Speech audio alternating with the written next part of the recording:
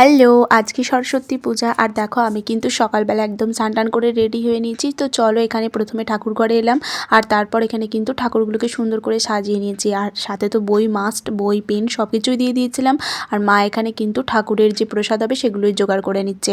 আর এই যেগুলো দেখছো এগুলো কিন্তু কদমা, এগুলো কিন্তু ঠাকুরের কাছে দিতে হয়। যাই হোক, তো সমস্ত রকমের ঠাকুর ঘরের ঠাকুরকে সমস্ত পুজো দেওয়া হয়ে গেছিলো।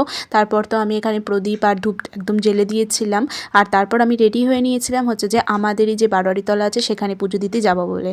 তো চলো গিয়ে দেখি কিন্তু এখানে তখনও আরতি হচ্ছে। যাই হোক, তারপর তো পুষ্পাঞ্জলি দিয়ে নিলাম, আর পুষ্পাঞ্জলি দিয়ে কিন্তু প্রসাদ নিয়ে বাড়ি চলে এলাম।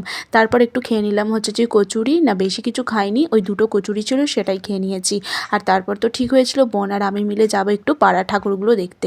আর এই প্রথম ঠাকুরটা যেটা দেখছো এটা কিন্তু ক্লাবের ঠাকুর। তারপর গেছিলাম হচ্ছে যে আমাদের কেজি স্কুল আর দুটো প্রাইমারি স্কুলে।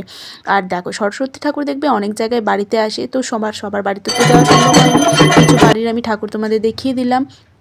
তারপর তো আজকে লাঞ্চে হয়েছিল হচ্ছে খিচুড়ি, বেগুন ভাজা, তার সাথে ছিল চচ্চড়ি আর কুলের টক তো মাস্ট।